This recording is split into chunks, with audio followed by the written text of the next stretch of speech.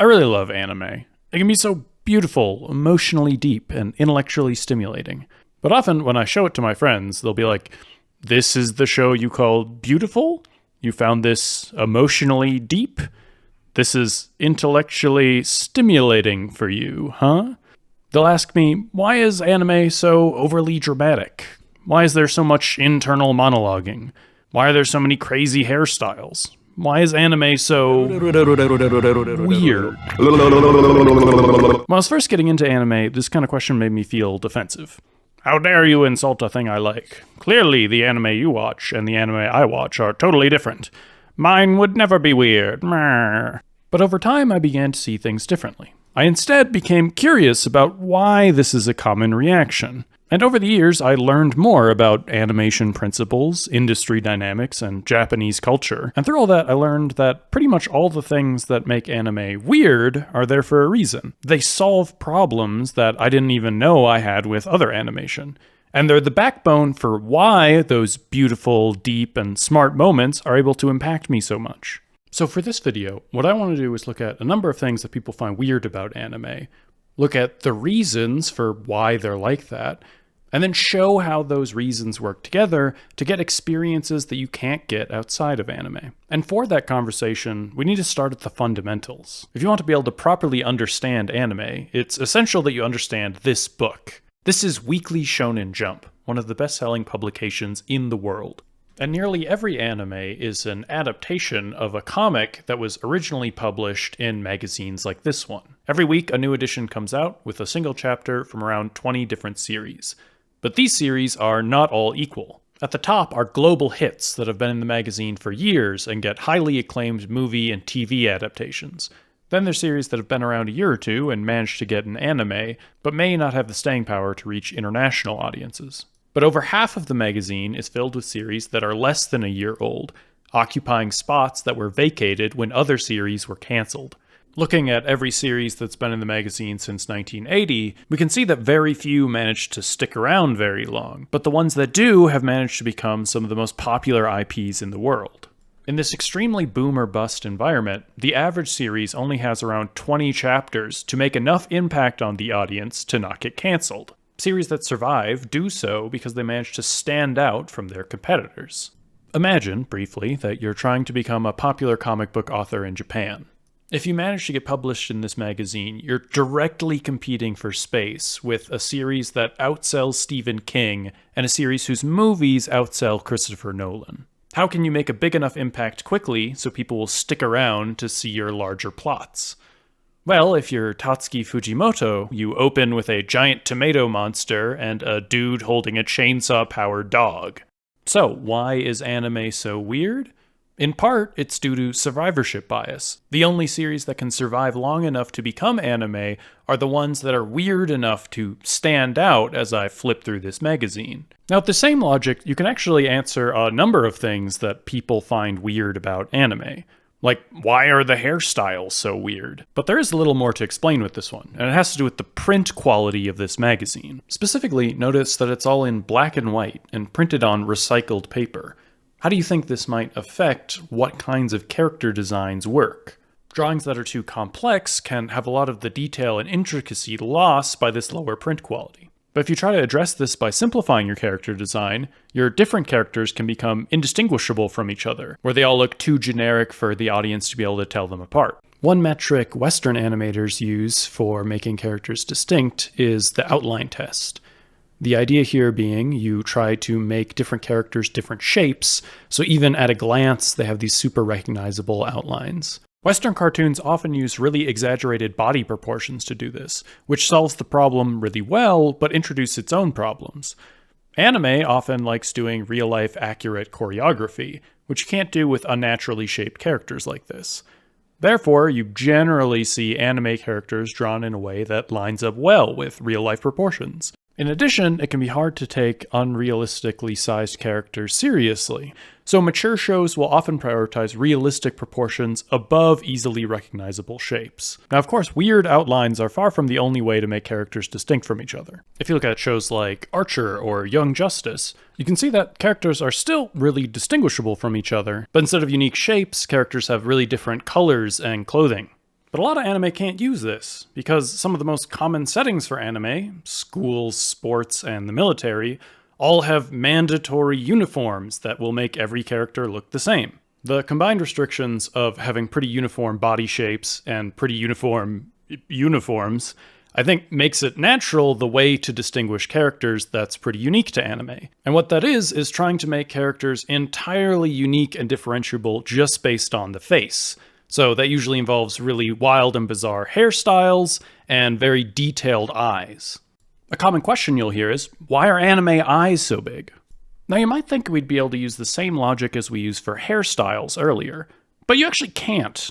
And that's because anime eyes aren't actually big.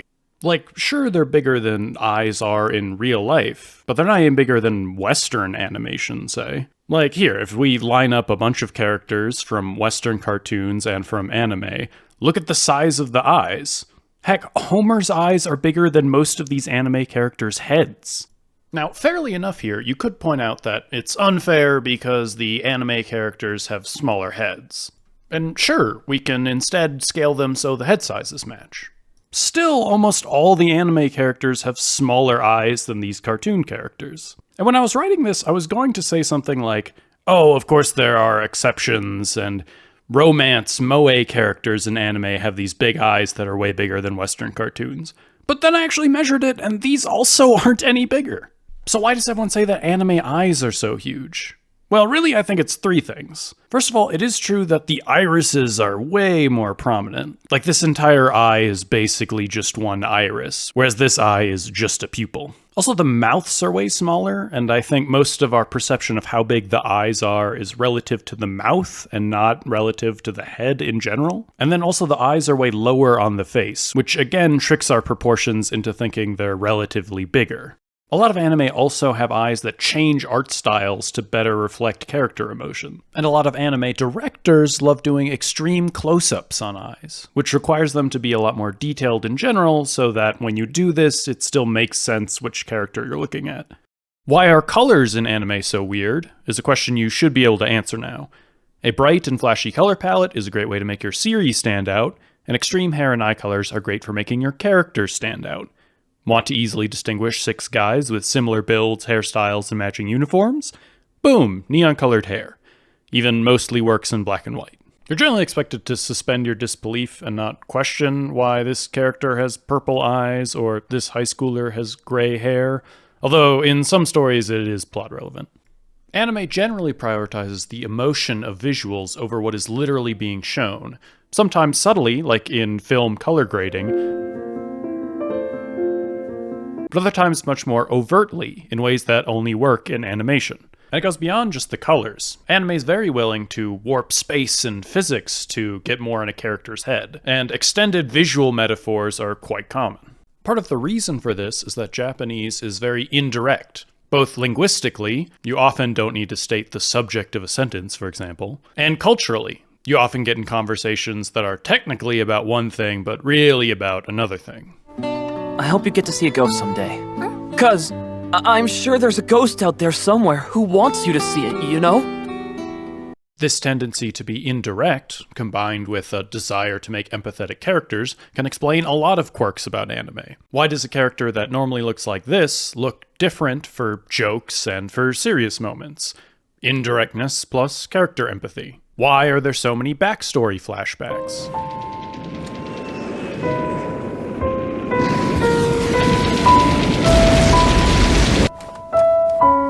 Again, indirectness plus character empathy. We can also use this to explain why does anime sound weird? The abundance of non-literal and metaphorical sound effects. Sometimes these can accompany a visual metaphor, like flames burning in passion.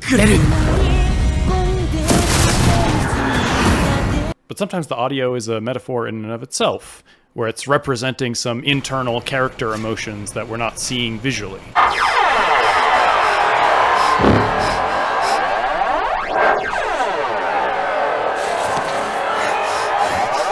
Sometimes non-literal audio is just used to emphasize and punch up a scene. Then admit you like this guy! It's not true! Yeah, huh? You do! I don't! You do! The answer is no! Except it's actually yes! Okay, was not expecting this cuteness. Whereas other times, the entire scene is based around the audio.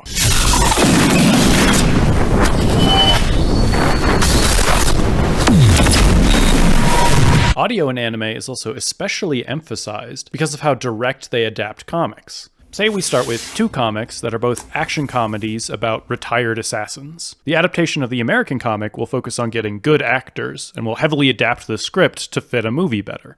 Some thumbsucker tagged them red. Red?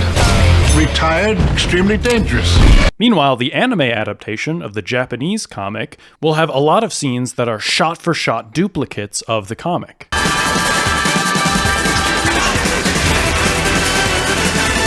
Because of the massive popularity of Japanese comics, they expect many people who watch the show will have already read it. Therefore, their main priority is doing a faithful adaptation and focusing on things that aren't in the original comic, like sound effects and music. So, why do so many anime have such elaborate intros?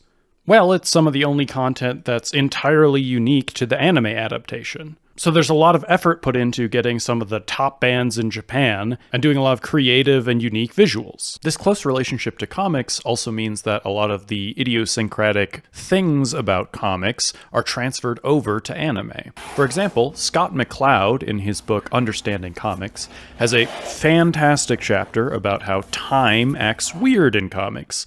Like, if you look at this panel, it implies there's some motion of time. Characters are reacting to each other and doing things in a certain order, but it's a static image where nothing's actually moving. This carries over into anime by making a lot of situations where time is relevant kind of weird.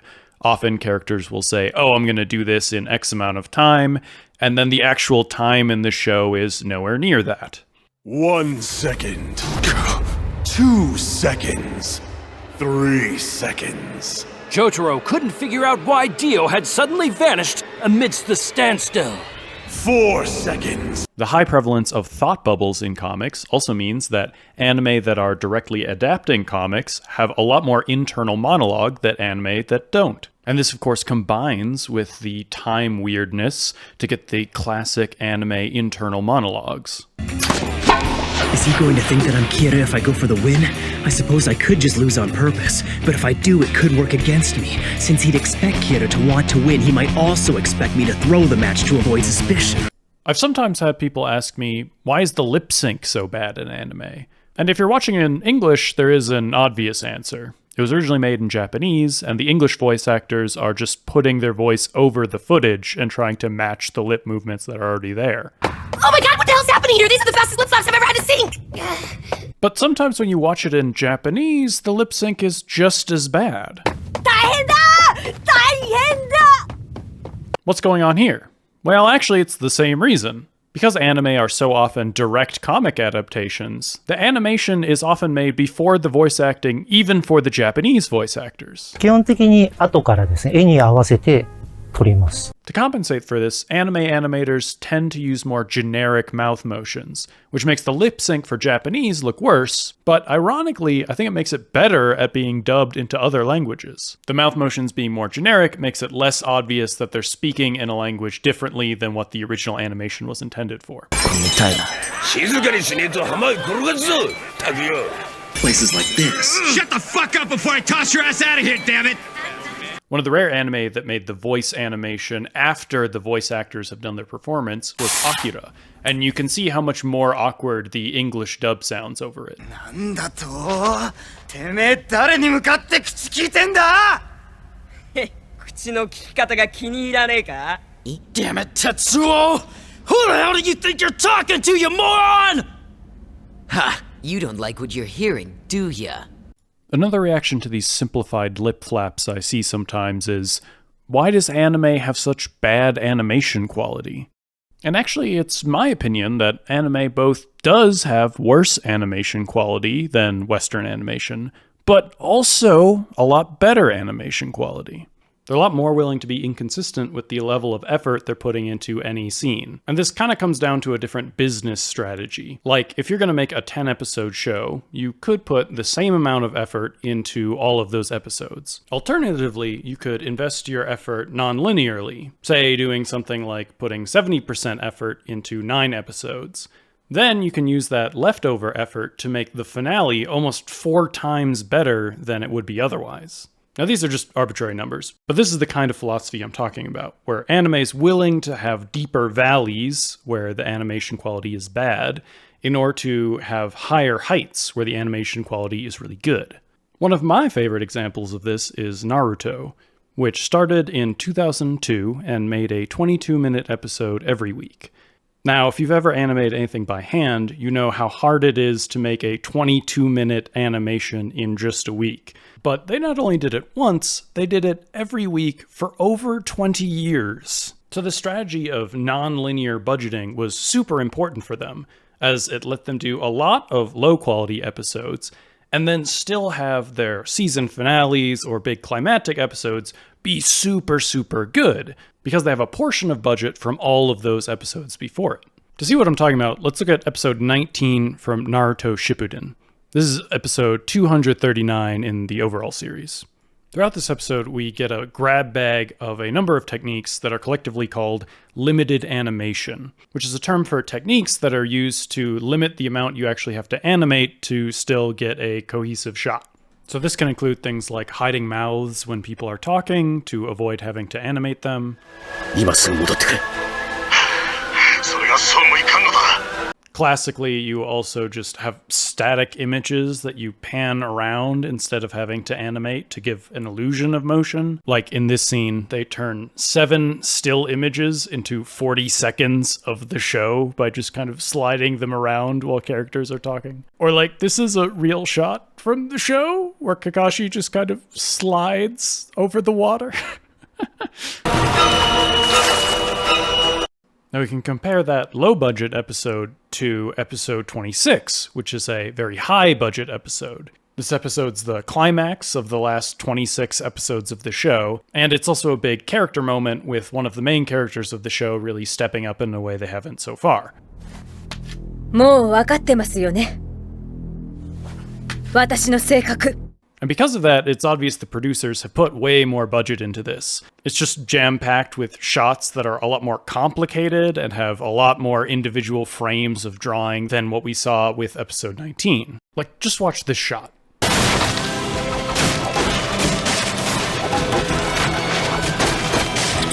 Unlike the other episode, which turned 7 images into 40 seconds of content, this turned around 70 images into around 5 seconds of content. And it's just so packed with fun little details. Like here at the beginning, there's a focus pull, which I don't see too often in 2D animation. Or the fact that this guy has a gun that comes out of his mouth and then she punches through it to destroy his head. Like, I didn't notice any of that during my first watch of this. In anime, these disproportionately higher quality shots are called Sakuga, which is another one of these words that has a little different meaning in English than in the original Japanese. But boy, do I love Sakuga. It's not one of these things that's more unique to anime. Not to say that other animation can't have really high quality shots. It's just this sudden jump in quality is a very uniquely anime thing. And by high quality, there's really a large number of characteristics that Sakuga can have. We've already seen in that Naruto example higher frame rate than normal and impressive choreography, but sometimes you'll combine that with really dynamic camera shots, like here. Or sometimes Sakuga will integrate 3D elements really well. Sakuga is also one of the prime places where you'll see the shifts in art style I talked about earlier, where character designs can be made more simple or more complicated depending on the kind of shot they're trying to do. Consistency is way less important than trying to sell a specific emotion. Sakuga shows up in a lot of action scenes, but that's by no means the only place it is. Sometimes it's impressive shots of cooking a meal or going for a swim. Sometimes it's trying to convey a feeling of unease, or trying to express complicated character emotions without any dialogue. Of course, where Sakuga is used is often largely determined by the budget of the production. A show with a small budget might use limited animation even for climactic moments, while a larger budget show can spend the money and time on Sakuga for all sorts of scenes, from action scenes to jokes Oh, vegetables! Be gone! To just chill character moments and establishing shots.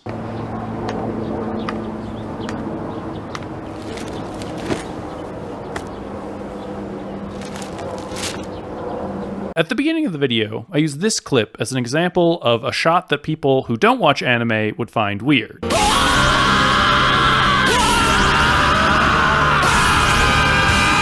And honestly, thinking this is weird makes sense. You've got these characters with crazy hairstyles, these weird abstract lines in the background, and in general, what feels like way too much intensity.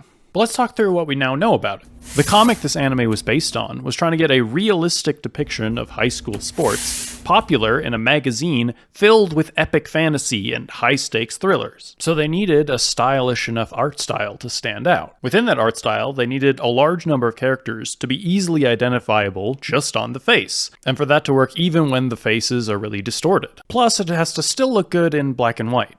That level of emotional intensity is also important for competing in the magazine, but it can come off as weird when the audience isn't matching that level of excitement. Even some of the fastest spikes in the world might not be all that impressive if you're not into sports. Kovacevic, Zaitsev has just delivered an ace.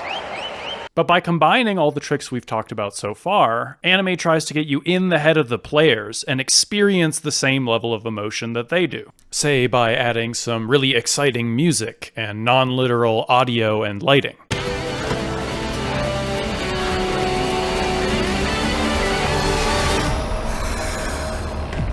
Then we can throw in a visual metaphor of the player's mindset at the time.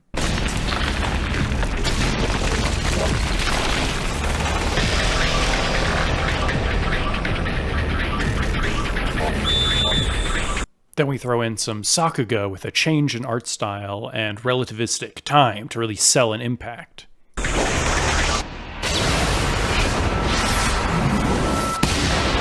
Then we finish with an impossible camera angle, more bullet time, and some internal monologue.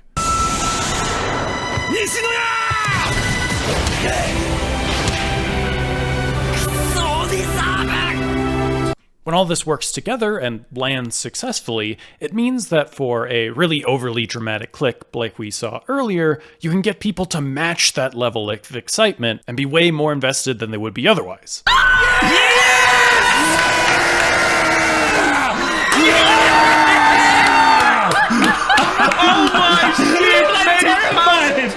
Scenes like this are totally what made me a fan of the series and anime in general. And hopefully by watching this video, you can now have a better understanding of why this strange-seeming stuff is happening. Although I will say the serve I was showing there is not actually what these reaction shots are in reference to. I didn't show it for spoiler reasons, but the reason these characters and YouTubers are excited has more to do with a story development than anything directly with the animation. Anime story structures is kind of its own separate video, one of which I've already made, in fact, nudge nudge. But regardless, thanks for watching, and I'll see you next time.